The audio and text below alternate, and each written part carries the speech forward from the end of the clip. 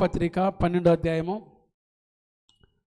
మొదటి వచనం నుంచి ఒక వచనం నేను చదువుతాను, ఒక వచనం మీరు ఆ రీతిగా ఉత్తర ప్రత్యుత్తర రీతిగా చదువుకుందాం. Romans chapter 12 verse 1 to 21. Read responsively. ఒక వచనం నేను చదువుతాను, ఒక వచనం మీరు ఆ రీతిగా మార్చి చదువుకుందామండి.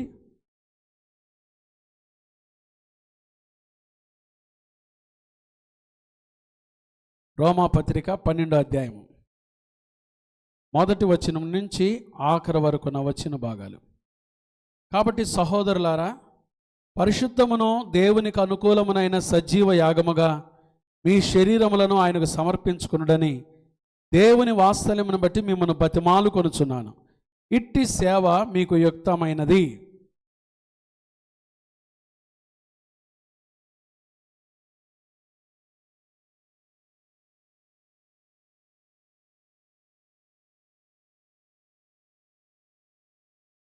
తన్ను తాను ఎంచుకొనదగిన దానికంటే, చూడండి, ఎవ్రీ వర్స్ చాలా ఇంపార్టెంట్, అందుకని చదివిస్తాను.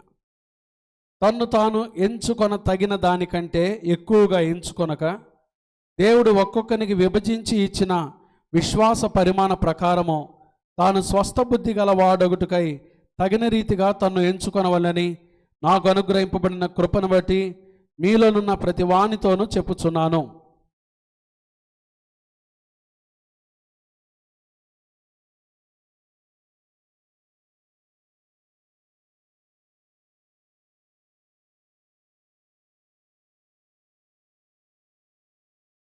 మనకు అనుగ్రహింపబడిన కృప చొప్పున వెవ్వేరు కృపావరములు కలిగిన వారమై ఉన్నాము గనుక ప్రవచనమరమైతే విశ్వాస పరిమాణము చొప్పున ప్రవచింతము, పరిచర్య అయితే పరిచర్యలోను,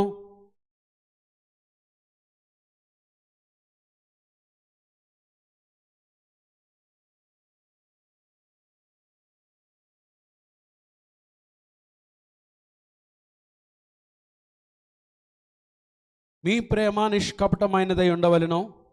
చెడ్డదాన్ని అసహ్యించుకొని మంచి దానిని హత్తుకొని ఉండుడి.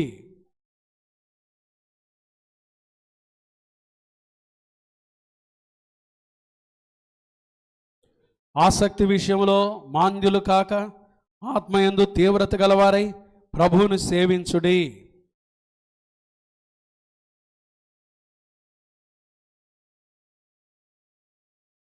పరిశుద్ధుల అవసరములలో పాలు పొందుచు శ్రద్ధగా ఆతిథ్యము ఇచ్చుచుండుడి.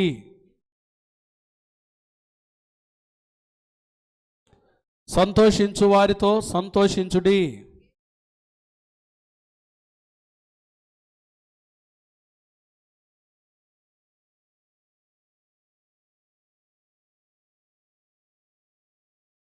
కీడుకు ప్రతి కీడు ఎవనికిని చేయవద్దు. మనుషులందరి దృష్టికి యోగ్యమైన వాటిని గురించి ఆలోచన కలిగి ఉండుడి.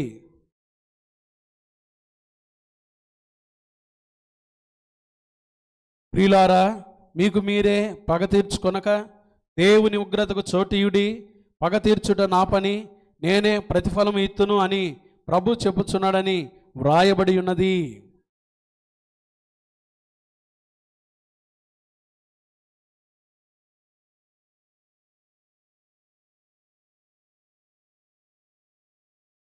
ఆఖరి వచనం అందరం కలిసి చదువుకుందామండి. 21వ వచనం. కీడు వలన జయింపబడక మేలు చేత కీడును చేయించు. దేవుడి మాటలు మనందరి మేలు నిమిత్తమై దీవించునుగాక. ఆమేన్. హల్లెలూయా. చాలా సంతోషం అండి. ఈరోజు బైబిల్ స్టడీలో అమూల్యమైన దేవుని మాట మనం వినబోతున్నాం. ఈ రోమాపత్రిక 12వ అధ్యాయం అంతా కంటది పెడితే బాగుంటుంది కదా. మంచి మాటలు ఉన్నాయి కదా, చాలా విలువైన మాటలు రాశారు కదా పౌలు ప్రాక్టికల్ టీచర్ ఆయన. కాబట్టి దేవుని సేవకుడుగా పౌలు తన అనుభవంలో సంఘానికి ఈ మాటలు రాశాడు. మనం కూడా పౌలు నుంచి ఒక 3 విషయాలు నేర్చుకోవాలి దైవజనుడైన పౌలు దగ్గర నుంచి. ఒకటి ఫెయిత్ఫుల్. ఫ్యాట్ అనే మాట చెప్పండి. ఫ్యాట్ అనండి అందరూ. ఫ్యాట్ అంటే ఫెయిత్ఫుల్. రెండవది అవైలబుల్. మూడవది టీచబుల్. ఫ్యాట్ చెప్పండి. FAT, fat. క్రైస్తవుడు ఎప్పుడు కూడా ఫెయిత్ఫుల్, నమ్మకంగా ఉండాలి. దేవునిలో నమ్మకంగా ఉండాలి, నమ్మకమైన జీవితం. రెండవది అవైలబుల్, దేవునికి ఎప్పుడు ఎలా ఉండాలి? అందుబాటులో ఉండాలి. చెప్పండి, దేవునికి ఎప్పుడు ఎలా ఉండాలి? అందుబాటులో ఉండాలి. దేవుడు ఎవరిని వాడుకుంటాడంటే ఎలిజిబిలిటీ చూడంట. దేవుడు ఏం చూస్తాడు తెలుసా? అవైలబిలిటీ చూస్తాడు. ఒక డాక్టర్ గారు ట్రైన్లో ప్రయాణం చేస్తూ ఉన్నాడంట. సడన్గా ఒక పేషెంట్కి దెబ్బ తగిలింది. ట్రీట్మెంట్ చేయడానికి అటు ఇటు చూస్తూ ఉంటే రక్తం కారుతూ ఉంది.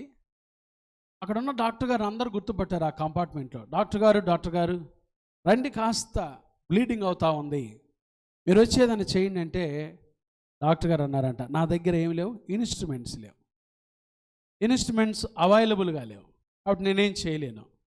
ఈ సమయంలో నేను కూడా మీతో పాటు ప్రయాణికుడిని. అదే నా చేతులు ఇన్స్ట్రుమెంట్స్ ఉంటే నేనేం చేయగలను? ఆ పేషెంట్కి ఏదో రీతిగా సహాయం చేయగలను. నా ప్రియమైన దేవుని బిడ్డలారా, దేవునికి అవైలబిలిటీ కావాలి, నాట్ అవర్ ఎలిజిబిలిటీ లేదా కెపాసిటీ కన్నా క్యాపబిలిటీ కన్నా దేవునికి కావాల్సింది ఏం కావాలి చెప్పండి? అవైలబిలిటీ. మనం అందుబాటులో ఉండాలి. ఏ పాత్ర అయితే చేతి దగ్గర ఉంటుందో ఆ పాత్రను యజమాని ఏం చేస్తాడు? వాడుకుంటాడు కదండి. ఈరోజు ఈ కప్పులో నేను నీళ్ళు తాగాలంటే ఈ కప్పు నాకు ఎట్లా ఉంది చెప్పండి? అందుబాటులో ఉంది కాబట్టే దాన్ని వాడుకోగలుగుతున్నా. దేవుడు కూడా మనల్ని వాడుకోవాలి అంటే దేవునికి అందుబాటులో ఉండాలి. దేవుని సన్నిధిని ప్రేమించే వారముగా మనం ఉండాలి. పౌలు అదే చూస్తాం. ఒకటి నమ్మకమైన వాడు, రెండవది దేవునికి ఎప్పుడు అందుబాటులో ఉన్నవాడు, మూడవది టీచబుల్, అనేకమైన విషయాలు దేవుని కాడ నేర్చుకున్న విషయాలు 10 మందికి బోధించేవాడు కదండి. పౌలు అంటాడు, దేవుని సంకల్పం అంతయు ప్రభు నాకు బయలుపరిచిన ఏ విషయం కూడా మీకు చెప్పకుండా నేను దాచి ఉండలేదు అంటాడు. కాబట్టి మంచి టీచర్. ఈ సంవత్సరం మనం కూడా పౌలు నుంచి చాలా విషయాలు మనం నేర్చుకుందాం. ఈరోజు ఈ బైబిల్ స్టడీలో దేవుని బిడ్డలంగా మనం జీవించడానికి how to live a Christian victorious life, ఒక క్రైస్తవ విజయవంతమైన జీవితాన్ని జీవించడానికి ఒక 4-5 విషయాలు, చాలా ప్రాముఖ్యమైన విషయాలు ఉన్నాయండి. ప్రాక్టికల్ ట్రూత్స్ అంటారు, వాస్తవ సత్యాలు దేవుని వాక్య వెలుగులో ఈ రాత్రి మనం చూడబోతూ ఉన్నాం. How to live a Christian victorious life.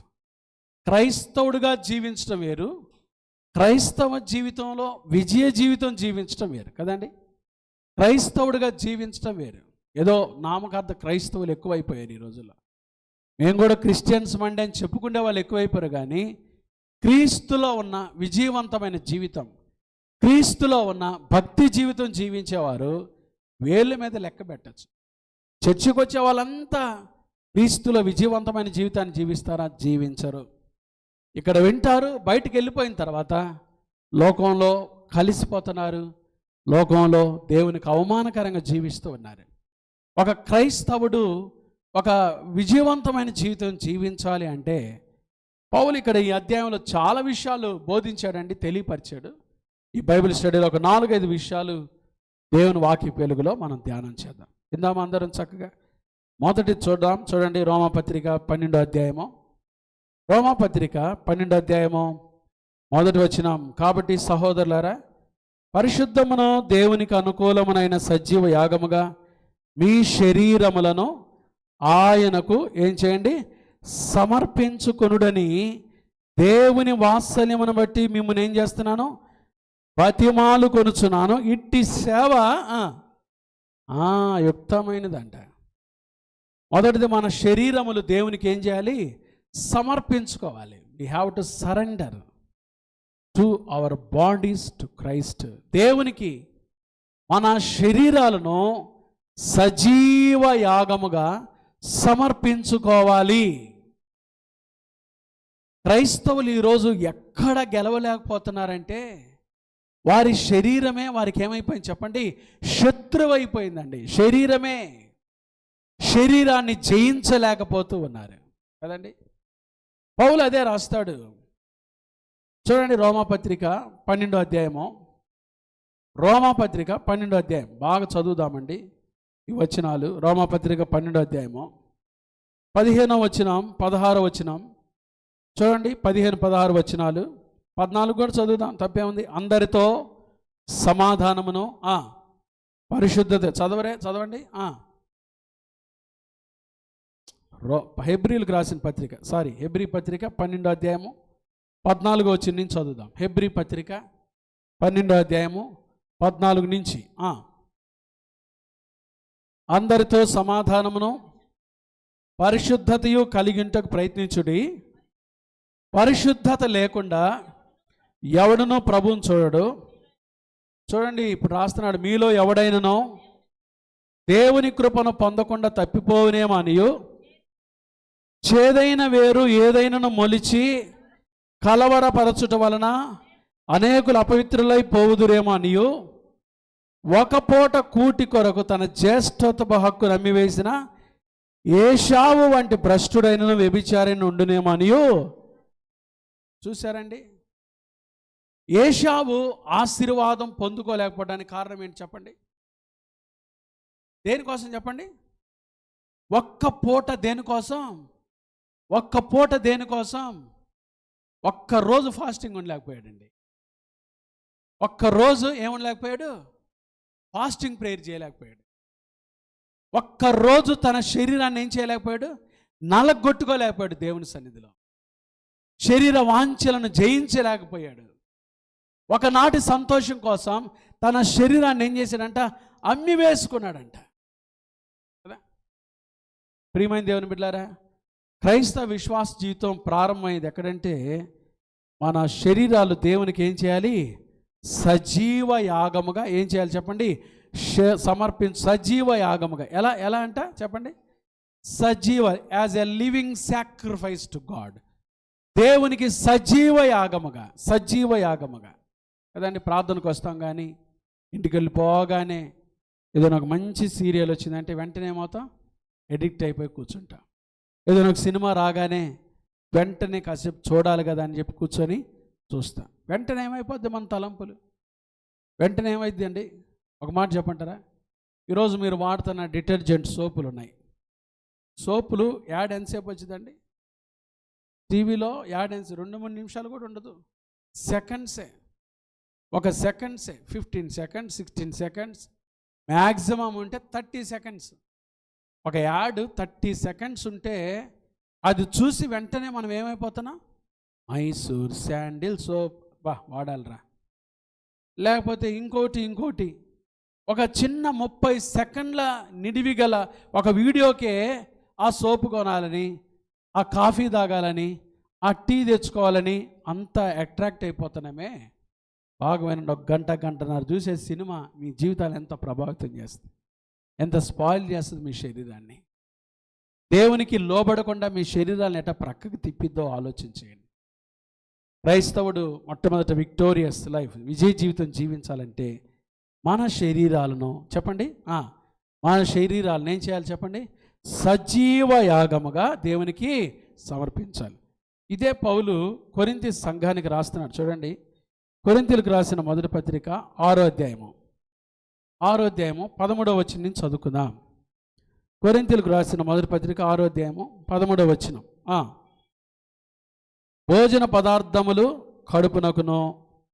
కడుపు భోజన పదార్థములకును నియమింపబడి ఉన్నవి, దేవుడు వాటిని నాశనం చేయను. దేహము, బాగా గుర్తుపెట్టుకోండి, దేహము, శరీరం దేనికోసం? దేహము దేని కొరకు కాదు. బాగా వినండి, దేహము దేని కొరకు కాదు? పాపం చేయడానికి కాదు, వాట్సాప్లో చాటింగ్లు పెట్టడానికి కాదు, సెల్ ఫోన్లో అనకూడని మాటలు అనటానికి కాదు.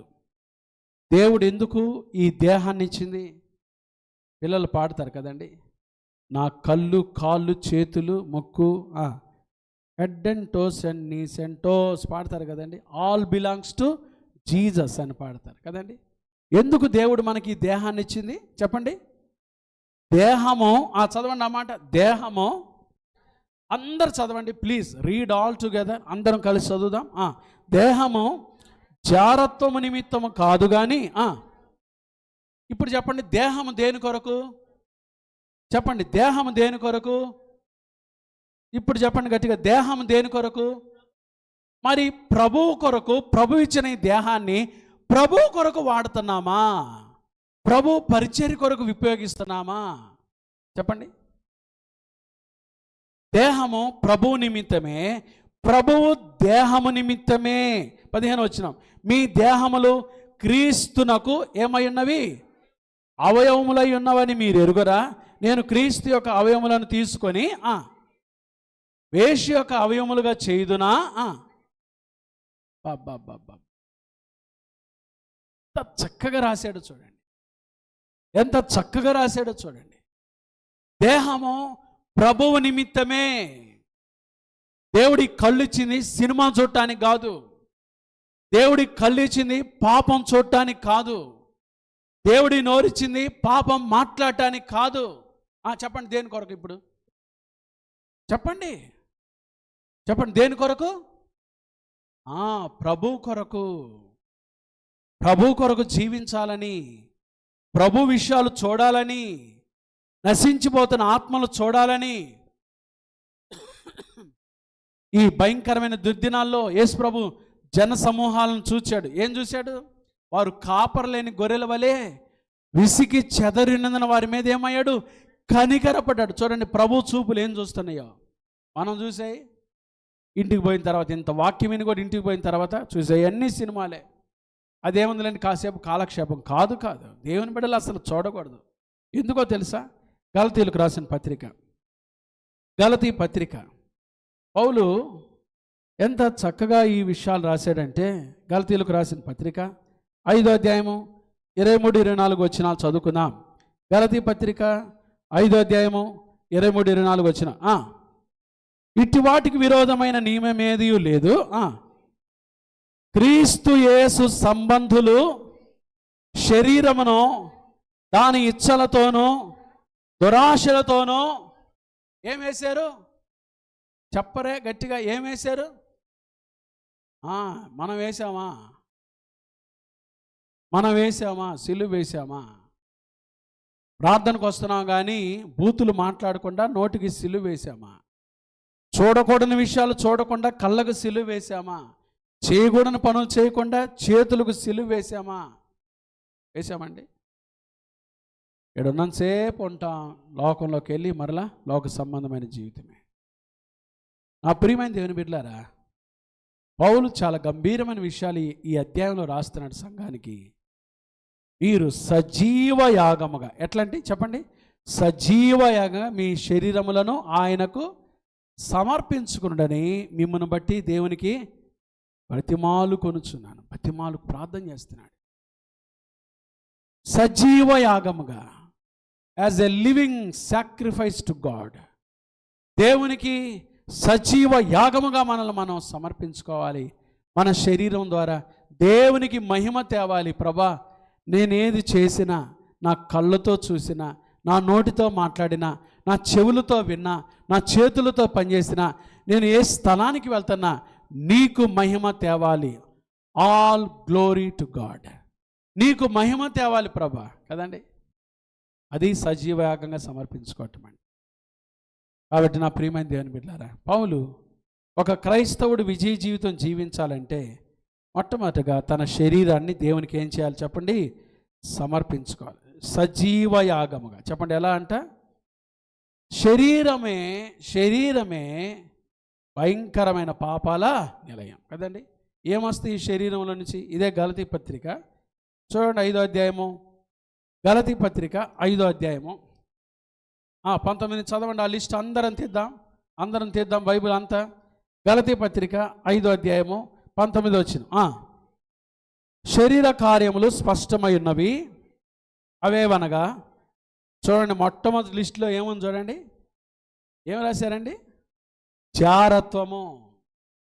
అంటే పెళ్లి కాని స్త్రీ పురుషులు చేసే పాపం, దాన్ని జారత్వం అంటారు. ఫార్నికేషన్ అంటారు ఇంగ్లీష్లో.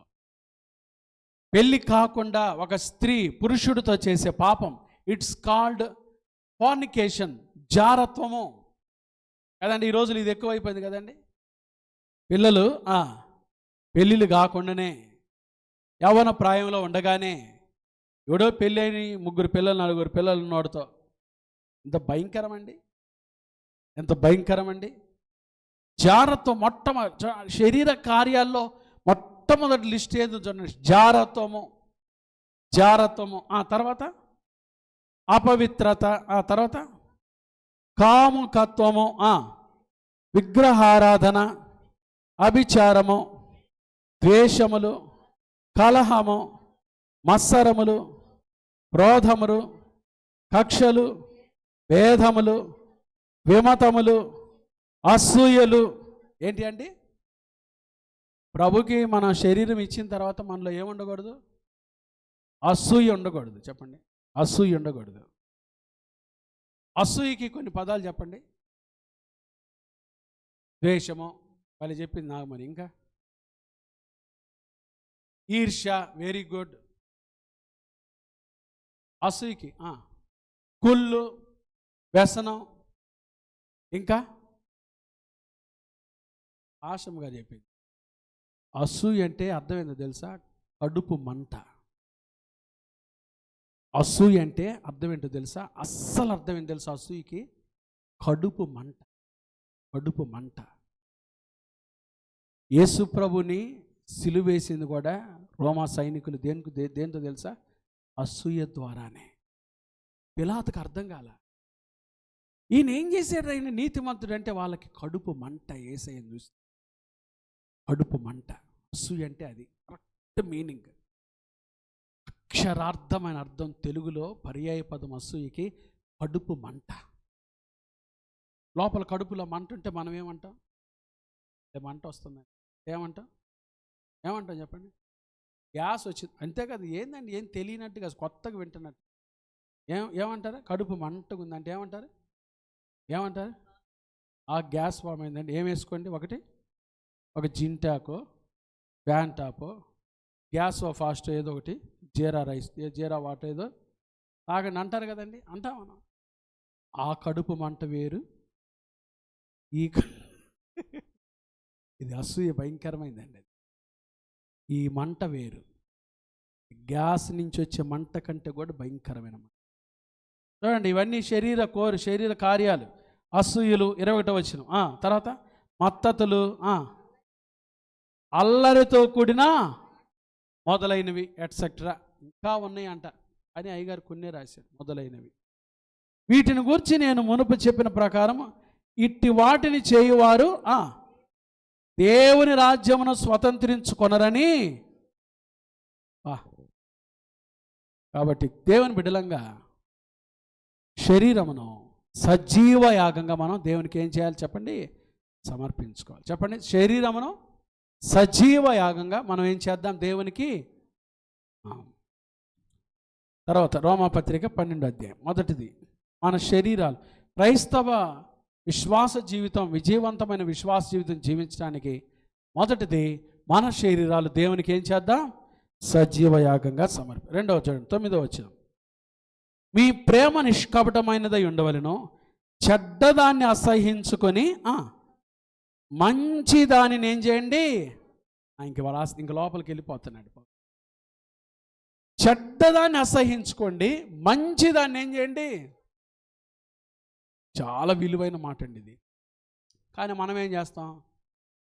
చెడ్డదాన్ని హత్తుకుంటున్నా, మంచిదాన్ని అసహించుకుంటాం కదండి. చెడ్డదాన్ని అసహించుకోండి. దేవుని బిడ్డల దగ్గర ఏ చెడ్డ గుణం ఉండకూడదు.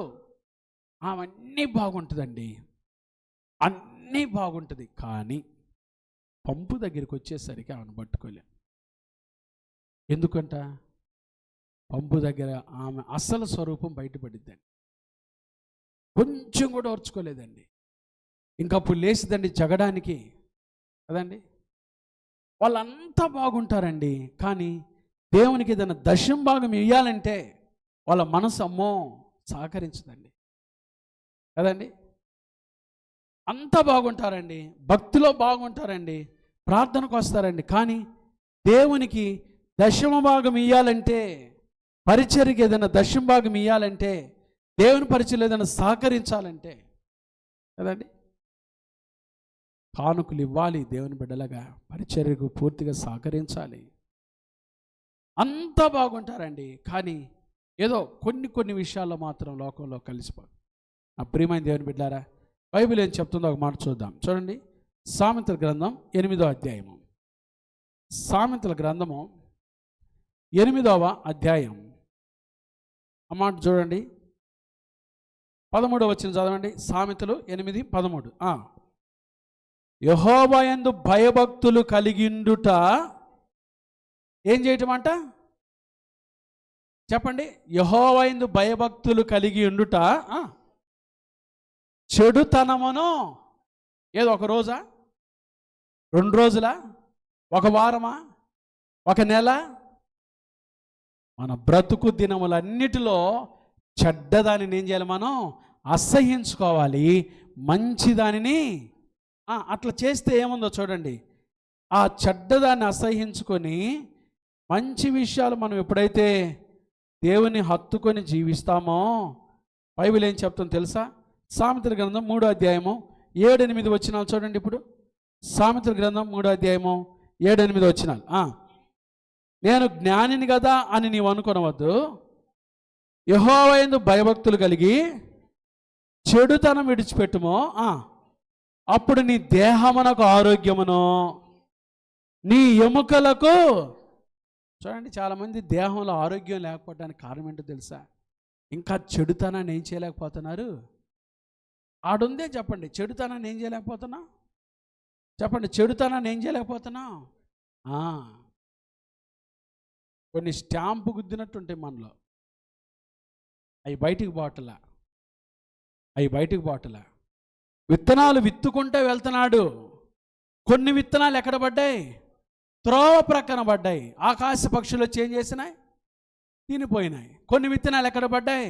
రాతి నేలలో పడ్డాయి. నేల చూడటానికి బాగానే ఉంది, కానీ లోపల ఆ నేల లోపల ఏమున్నాయి? రాళ్ళు ఉన్నాయి. రాళ్ళు కనపడవుగా. నీలో ఉన్న రాళ్ళు కనపడు, నాలో ఉన్న రాళ్ళు కనపడు, కానీ రాళ్ళు అయితే ఉన్నాయి. రాళ్ళు తొలగించుకోలేకపోతున్నాం. దేవుని బిడ్డలంగా ప్రార్థనకు వస్తున్నాం, కానీ రాయి తీసేసుకోలేకపోతున్నాం కదండి. రాయి తీసేసుకుంటేనే విత్తనం ఎక్కడికి వెళ్ళిద్ది? లోపలికి వెళ్ళిద్ది, ఫలిస్తుంది. కొన్ని స్ట్రాంగ్ రిజర్వేషన్స్ ఉంటాయి. మనం ప్రార్థనకు వస్తాం, కానీ ఇంత మట్టుకే వాక్యానికి లోబడతాను, ఇంత మట్టుకే. తర్వాత విషయాలు నేను లోబడను, తర్వాత విషయాలు నేను వినను, సహకరించను. రోజు బైబిల్ చదువుకోమని దేవుని వాక్యం చెప్తుంది కదండి. మనుషుడు రొట్టె వలన మాత్రమే కాదు, ఎట్లా అంట? ఈ శరీరం బ్రతకడానికి ఏం తింటున్నాం? ఈ పై శరీరం బ్రతకడానికి ఏం తింటున్నాం చెప్పండి? అమ్మకు 3 పూట్లు ఏం వేస్తున్నాం? సెలవుల్లో అయితే ఇంకాస్త ఎక్కువ కూడా వేసి ఉంటాం, అవునా? కానీ లోపల ఉన్నాడు కదా అసలుడు, ఆయనకి మనుషుడు రొట్టె వలన మాత్రమే కాదు కానీ దేవుని నోట నుండి వచ్చు. ఆయనకు కావాల్సిందేంటి? లోపల ఫిలిప్పుకు కావాల్సిందేంటి? వాక్యం కావాలి. వాక్యం చదివారా? సంవత్సరం ప్రారంభించబడింది. ఈ సంవత్సరం ఎన్ని అధ్యాయాలు చదువుతున్నారు రోజుకి? నేను ప్రార్థనకైతే వస్తా, కానీ రోజు బైబిల్ చదువుకోనిలే పాస్టర్ గారు, రోజు ప్రార్థన చేసుకోనిలే పాస్టర్ గారు. ప్రసంగాలు అయితే చెప్తాను, కానీ రోజు బైబిల్ చదువుకోనిలే పాస్టర్ గారు. రాతి నేల. ఏ నేల అది? రాతి నేల. రాళ్ళున్నాయి. రాళ్ళు తొలగించుకున్నప్పుడే మనం ఫలించగలం. కాబట్టి దేవుని బిడ్డలారా, రెండవది క్రైస్తవ విశ్వాస జీవితానికి రెండవది ఏమంటున్నాడు పౌలు? చెప్పండి.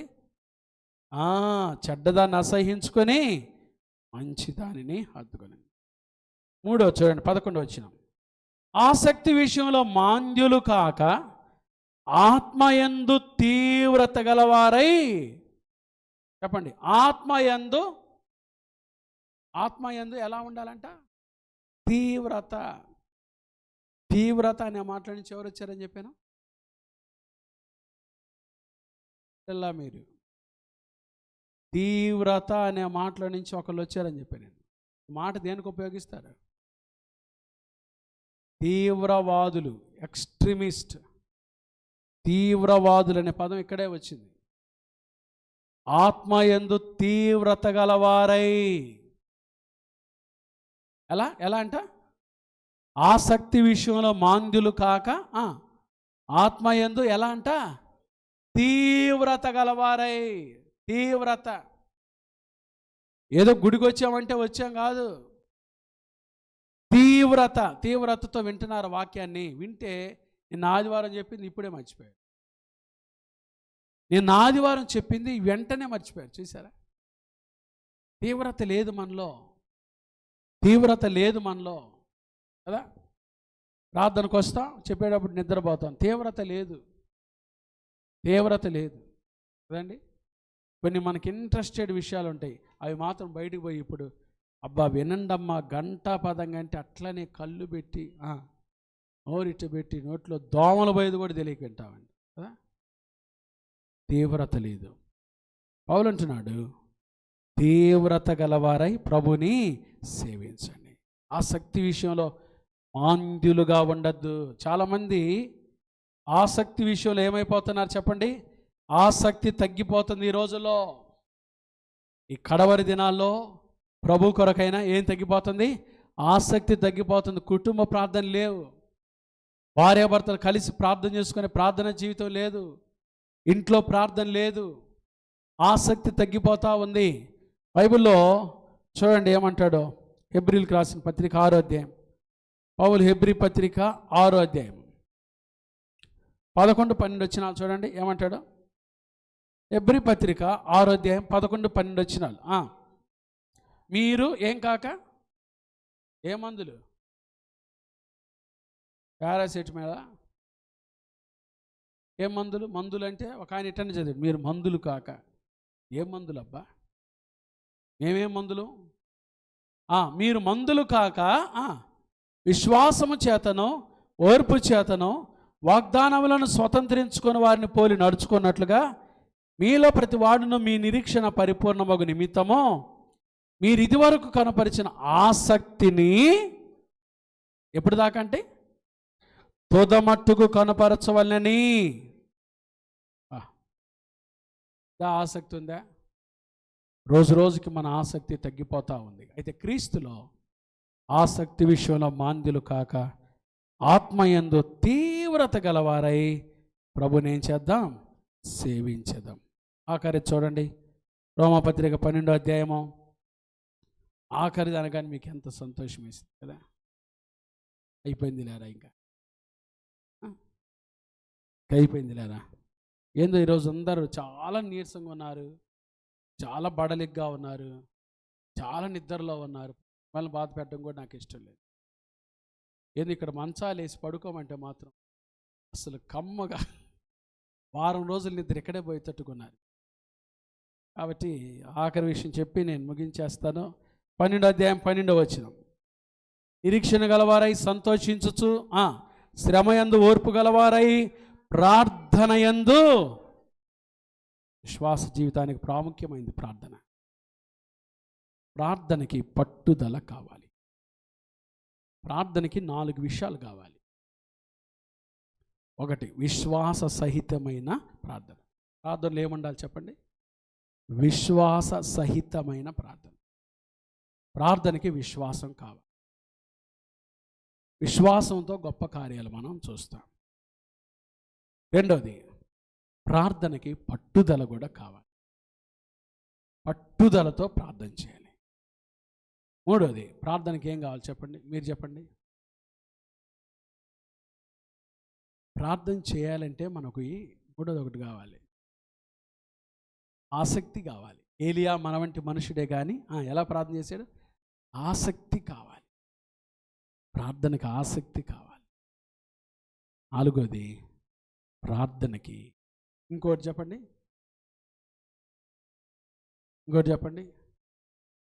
విసుకక ప్రార్థన చేయాలి. ఇప్పుడు ఎలా చేయాలి? విసుకక ప్రార్థన. ఈ 4 చాలా ప్రాముఖ్యం. ఒకటి, విశ్వాసంతో ప్రార్థన చేయాలి, పట్టుదలతో ప్రార్థన చేయాలి, ఆసక్తితో ప్రార్థన చేయాలి, కార్యాలు జరిగేంత వరకు విసుగక ప్రార్థన చేయాలి. చెప్పండి ఎలా చేయాలి? ప్రే వితౌట్ సీజింగ్ అంటే ఎడతెగక విసుగక ప్రార్థన చేయాలి. కాబట్టి ప్రార్థన జీవితం చాలా ప్రాముఖ్యం. మీరు ఎంతసేపు ప్రార్థన చేసుకుంటారు? కనీసం 1 గంటను ప్రార్థన చేసుకుంటారా? మీకు ఒక సంగతి తెలుసా, మనం ఏ పని చేస్తున్నా ప్రార్థన చేయొచ్చు. ఇప్పుడు స్త్రీలు అయితే, ఇప్పుడు అంట్లు తోమే స్త్రీలు పాపం ప్రార్థనకు రావట్లేదులే, వాళ్ళు కూడా అంట్లు కాడు ఉంటారు. వారు అంట్లు తోమేటప్పుడు కూడా, ప్రభా ఇదిగో ఈ సర్ఫేస్ దీన్ని కడుగుతున్నాను, ఇది ఎంత తెల్లగా వస్తుందో నా మనసును కూడా అంత తెల్లగా చేయని ఏం చేసేవాళ్ళు చెప్ప, ప్రార్థన చేసుకున్నారు.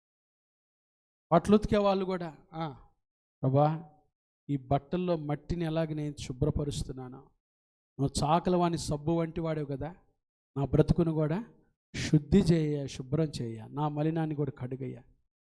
ప్రతి నిమిషం ప్రతి క్షణం మనం ఏం చేయొచ్చు తెలుసా, ప్రార్థన చేయొచ్చు. వాడు ప్రార్థన చేయండి. నిరీక్షణ గలవారై సంతోషించు, శ్రమయందు ఓర్పు గలవారై ప్రార్థన యందు పట్టుదల. ప్రార్థనలో పట్టుదలుంటే శ్రమలు వచ్చినా ఓర్చుకోగలం, నిరీక్షణతో సంతోషించు. అటు దేవుని బిడ్డలంగా ఈ 4 విషయాలు, ఒకటి మన శరీరాలు సజీవ యాగంగా దేవునికి సమర్పించుకుందాం, రెండోది మంచిదాన్ని హత్తుకుందాం, మూడోది ఆత్మలో తీవ్రత గలవారి ప్రభుని సేవిద్దాం, నాలుగోది ప్రార్థన యందు పట్టుదల కలిగి జీవిద్దాం. ఈ 4 విషయాలు మనం ముందుంచుకొని ప్రభు కోసం ఒక క్రైస్తవ మంచి విశ్వాసంతో కూడిన విజయ జీవితాన్ని జీవించటకు పరిశుద్ధాత్మ దేవుడి అట్టి కృప ఈ రాత్రి మనందరికీ దయచేయనుగాక. ఆమేన్. ప్రార్థన చేసుకుందామండి. అందరం తలలు వంచి ప్రార్థన చేసుకుందాం. ప్రభు ఈ రాత్రి మనకిచ్చిన ఈ శ్రేష్టమైన వాక్యం కొరకై దేవుని సన్నిధిలో ప్రార్థన చేద్దాం. మీ కొరకు నేను ప్రార్థన చేస్తాను.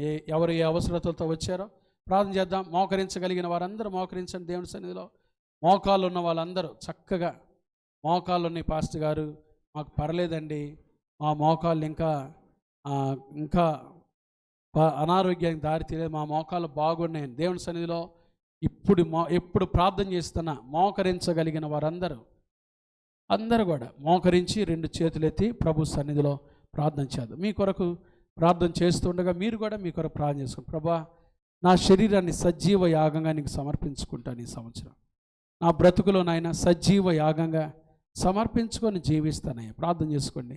చెడ్డదాన్ని అసహించుకుంటాను, మంచిదాన్ని హత్తుకుంటాను. మూడవది, ఆసక్తి విషయంలో నేను మాంద్యుడిగా ఉండకుండా ఆత్మలో తీవ్రత కలిగి నిన్ను సేవిస్తాను.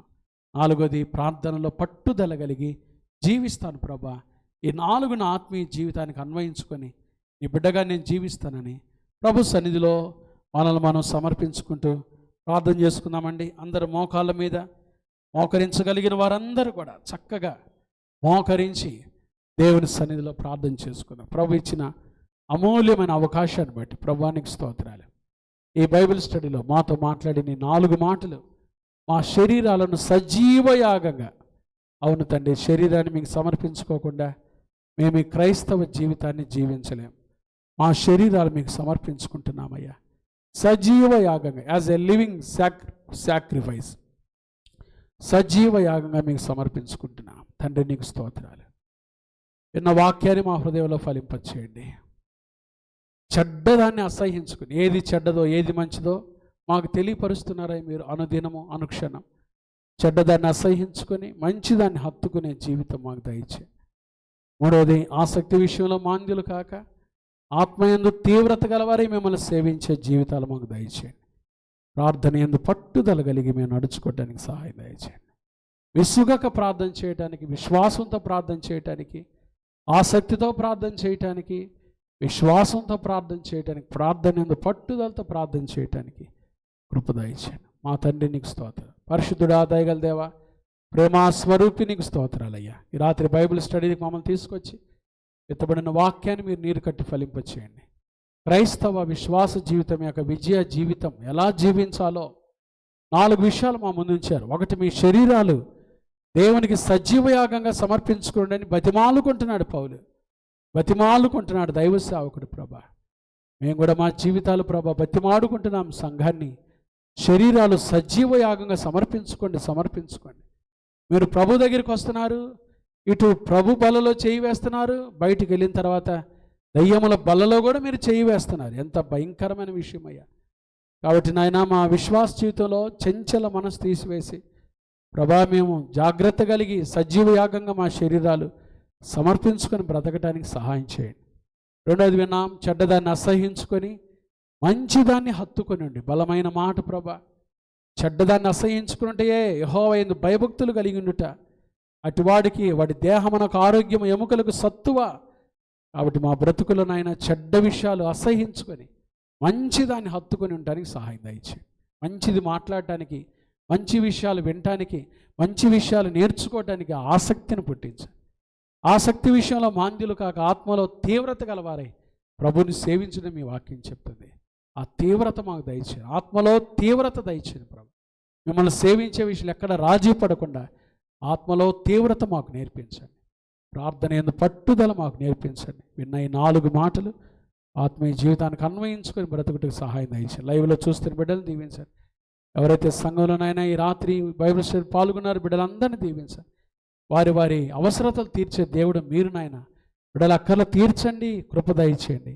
మిక్కిలి దీవించి ఏ లోటు లేకుండా మీ దీవెన, మీ ఆశీర్వాదం బిడ్డలకు దయచేయండి. కృప దయచేయండి, కృప దయచేయండి, కృప దయచేయండి ప్రభు. మీ దీవెన దయచేయండి. ఎవరు ఏ అవసరతలు గుండా వచ్చారో మీరు జ్ఞాపకం చేసుకోండి. లైవ్లో పాల్గొంటే బిడ్డలను దీవించండి, చిన్న బిడ్డలను దీవించండి, యవనస్తులను దీవించండి, వృద్ధులను దీవించండి, పెద్దలను దీవించండి. అయ్యా తండ్రి, విధవరాలను దీవించి ఒక్కొక్కరి మీద మీ దీవెన దయచేయండి. నిరుద్యోగులుగా ఉన్న వారికి ఉద్యోగ భవిష్యత్తు దయచేయండి ప్రభా. అలాగే గర్భం లేని బిడ్డలకు వారి గర్భాలు తెరిచి మీరు ఆశీర్వాదకరమైన కార్యాలు జరిగించండి. నువ్వు అద్భుతాలు చేసే దేవుడు యేసయ్యా, మీ కార్యాలు జరిగించండి. ఆయన చదువుకుంటున్న మా బిడ్డలకు మీ జ్ఞానం దయచేయండి అయ్యా. అక్కర్ల అవసరతలో ఉన్న కుటుంబాలు మీరు జ్ఞాపకం చేసుకొని వారి అవసరతలు తీర్చి సహాయం చేయండి ప్రభా. మీ బిడ్డలకు ఒక్కొక్కరి మీద మీ దేవుని దయచేయమని, ఆ సంఘాన్ని, కుటుంబాలను దీవించమని తండ్రి. రాత్రి బిడ్డలు తిరిగి వెళ్తుండగా మీ సన్నిధి తోడుగా ఉంచమని యేసు నామమున ప్రార్థిస్తున్నాము తండ్రి, ఆమేన్. త్రియేక దేవుని ప్రేమ, కృపా, సమాధానములు ఈ రాత్రి సన్నిధికి వచ్చిన బిడ్డలందరికీ, విన్న మాటలకు, బైబిల్ స్టడీలో పాల్గొన్న వారికి, సంఘం అంతటికి ఇప్పుడు ఎల్లప్పుడు ప్రభువు రాకడ పర్యంతం తోడైనను గాక. ఆమేన్.